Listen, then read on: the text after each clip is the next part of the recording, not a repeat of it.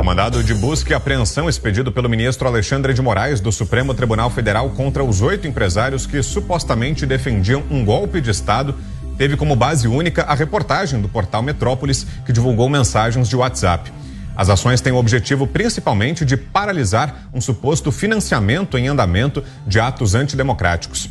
A suspeita é de que empresários atuariam para organizar ou financiar atos considerados antidemocráticos, compondo as chamadas milícias digitais.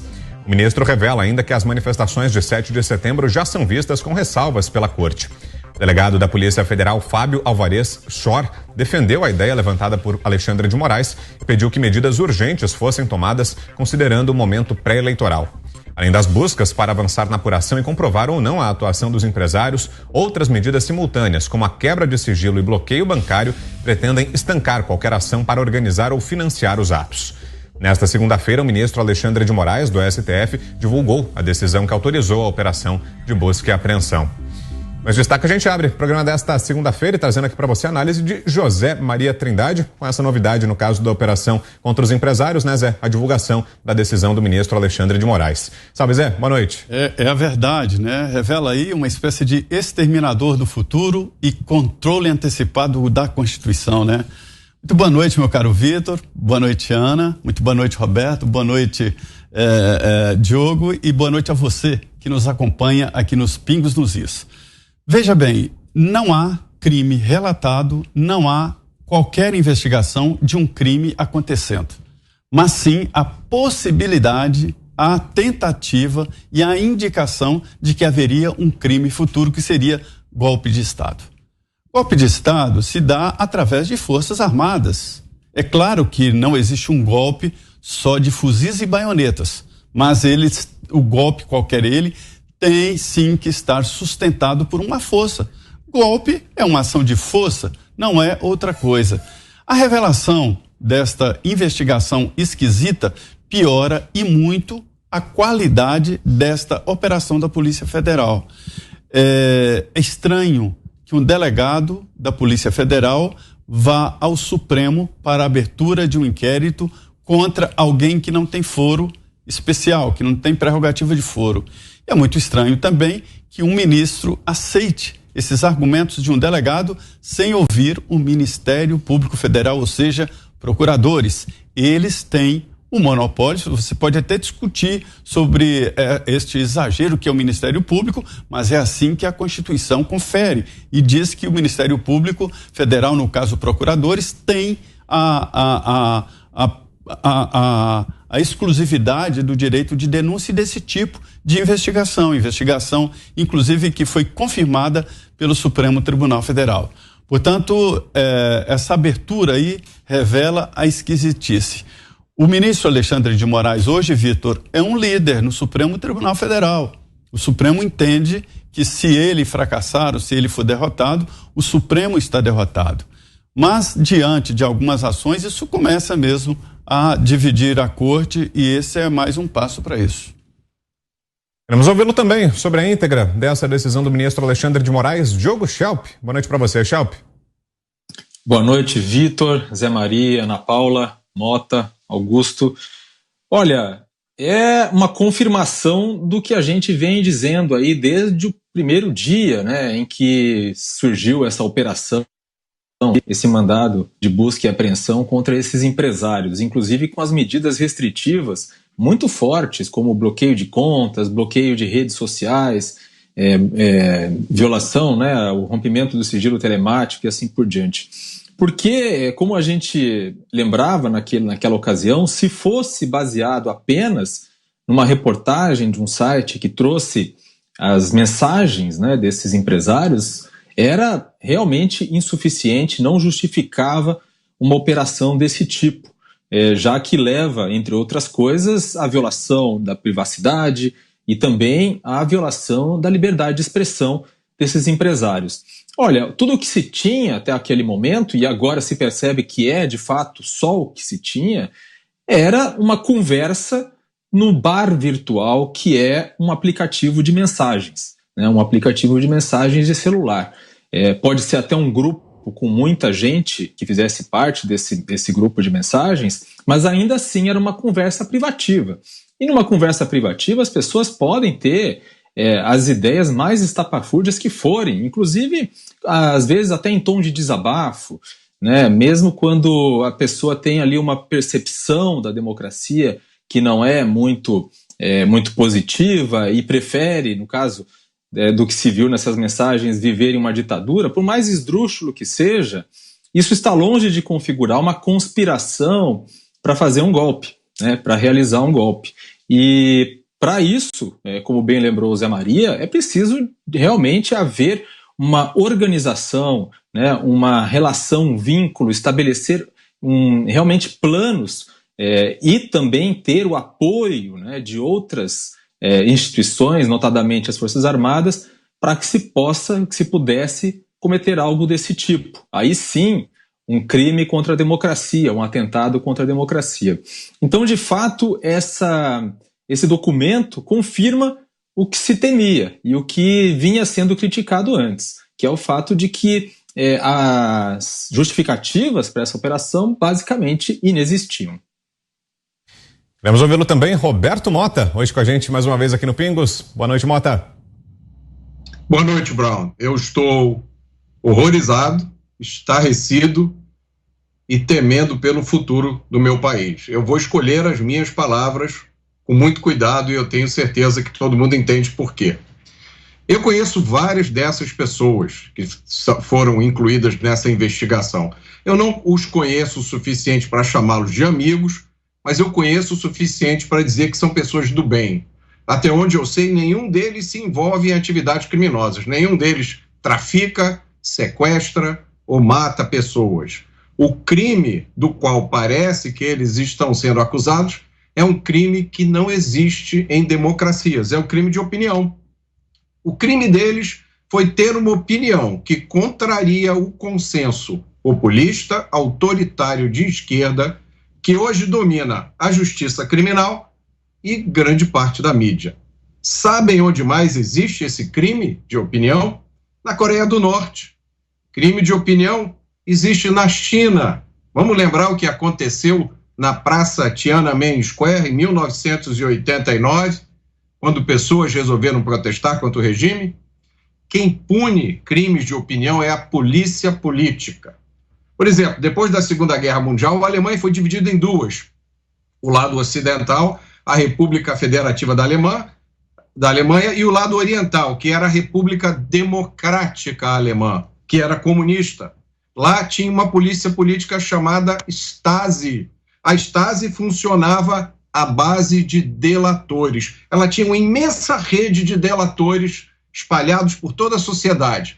Pessoas que informavam sobre atividades antidemocráticas, porque aquele país era a República Democrática da Alemanha. Na antiga União Soviética, a polícia política era a NKVD, que inclusive operava dentro das Forças Armadas, nem os militares escapavam da polícia política. Um dos mais famosos generais da União Soviética foi o general Zhukov. Foi um dos líderes responsáveis pela derrota da Alemanha nazista. Stalin tinha inveja de Zhukov. E aí a oportunidade de Stalin surgiu quando Zhukov deu um jantar em sua casa. Zhukov não sabia, mas a polícia política tinha colocado uma escuta na sala da casa dele. E aí Zhukov caiu. Vocês sabem qual foi o crime de Zhukov? Durante o jantar, Zhukov fez um brinde com os amigos. E ele esqueceu que o primeiro brinde de qualquer jantar tinha que ser sempre para o grande líder Stalin. Vamos ouvi-la também, Ana Paula Henkel. Ana com a gente aqui mais uma vez, aqui no nosso estúdio. Com casa cheia, né, Ana? Assim é melhor, né? Boa noite. Casa cheia, assim que é bom, Brown. Boa noite, Zé. Boa noite, mestre Augusto Nunes. Boa noite aos colegas de bancada e boa noite à nossa audiência maravilhosa. É inacreditável, né? É difícil explicar. É um daqueles dias que eu estou no Brasil e os meus amigos e familiares americanos começam a mandar mensagem. O que está acontecendo? Porque muitos lá nos Estados Unidos acompanham a política / situação jurídica, STF, Lava Jato, né? Já acompanhavam a Lava Jato antes do Brasil como se fosse uma série da Netflix, né? Uma série da TV. E hoje teve um capítulo, né? Eles recebem notificações e meu celular começou a apitar. Eu falei, já aconteceu alguma coisa ou com o STF ou com o Alexandre de Moraes. E eu não sei, eu não tenho como explicar para advogados, familiares, professores, né? Meus professores da UCLA. É inacreditável o que nós estamos vivendo. Busca e apreensão aí embasados em uma matéria da imprensa. É aquilo que eu sempre venho falando aqui, que nós precisamos aprender com o que acontece em outros países. Durante 4 anos nos Estados Unidos, comissões democratas no Senado, próprio Departamento de Justiça, pessoas infiltradas que tinham relacionamentos nada republicanos com os democratas dentro da administração Donald Trump, usaram exatamente matérias da imprensa para que investigações começassem, para que inclusive pedidos de impeachment fossem iniciados para tentar tirar Donald Trump da Casa Branca. E a mesma ferramenta foi importada aqui para o Brasil, o que é um perigo, né? Como o Mota mencionou, pessoas que não têm foro privilegiado, o Zé também mencionou, pessoas que não têm foro privilegiado e sofreram busca e apreensão aí a mando do STF, ou seja, está tudo errado, né? A jabuticaba jurídica, ela está toda formada. E agora pessoas que não apenas defendem esse governo ou o presidente Bolsonaro ou que se colocam no espectro aí político-ideológico de direita e esquerda começam a ficar com medo, porque essa guilhotina, ela não tem lado, ela não tem política, ela simplesmente atravessa aí o pescoço de todo mundo. 2 perguntas que nós vamos deixar aqui, né? São perguntas praticamente retóricas, mas a gente tem que repetir. Onde está o senhor Rodrigo Pacheco? Até quando ele vai se esconder atrás da sua covardia, né, da sua inutilidade como presidente do Senado, que detém a ferramenta constitucional de parar, de frear esse tipo de inconstitucionalidade por parte do ministro do STF e o Ministério Público, né? O Ministério Público precisa se pronunciar e os senadores também, além dos outros ministros da Corte, porque esse tipo de ação jurídica e inconstitucional não fere apenas Alexandre de Moraes ou o Estado democrático de direito como um todo, mas a própria Corte e o próprio Supremo Tribunal Federal. Opinião agora de Augusto Nunes. Boa noite, Augusto. Boa noite, Vitor. Boa noite, compadre Zé. Minha querida parceira Ana, companheiros de bancada. Boa noite a você que nos acompanha. Não existe crime cometido com palavras, vamos dizer de novo. Isso pode ser, alguém pode incorrer nos artigos que previnem crimes contra a honra. Aí você é julgado por injúria, calúnia ou difamação e punido com multas, então ninguém é preso por isso, né? Embora esteja previsto aí no Código Penal que você pode ficar detido por pouco tempo. Aí vamos a esse crime inventado, né, do golpe pelo WhatsApp. Se não é possível você manifestar qualquer tipo de preferência, e lá eles não fizeram nada demais, qualquer tipo de opinião, você não podia ter no Brasil o Partido Comunista, por exemplo. O Partido Comunista, o programa dele é abertamente contrário à democracia. É favorável ao partido único. Você não tem eleições. Você só pode implantar o comunismo com um golpe na democracia. E isso aí é ignorado. Agora, alguém, por ser bolsonarista, por apoiar o presidente Bolsonaro, emite uma opinião qualquer e é vítima dessa violência que já foi longe demais. Esse inquérito do fim do mundo foi instaurado há 3 anos. 3 anos. E não é que não tenha terminado ainda. Você tem um prazo para encerrar o inquérito. Ele não termina e os acusados não sabem do que são acusados. Então nós conseguimos superar, a gente vive dizendo que a realidade brasileira supera amplamente a ficção. Nesse caso, o Alexandre de Moraes está superando o Kafka. No livro O Processo, que é um clássico, começa assim, não estou dando nenhum spoiler não. Ele começa assim, dois policiais. Os agentes, né, do governo. Do governo, dizem, é um homem, Joseph K., que ele é o personagem, que ele está sendo intimado aí para prestar um depoimento e tal. Ele pergunta, mas o que eu fiz? Não podemos falar. Pronto. E assim começa. No caso do Alexandre de Moraes, o que esperam todos os que a Ana citou e os outros ministros do Supremo? Eles não sabem da Constituição? Eles não leem os códigos legais?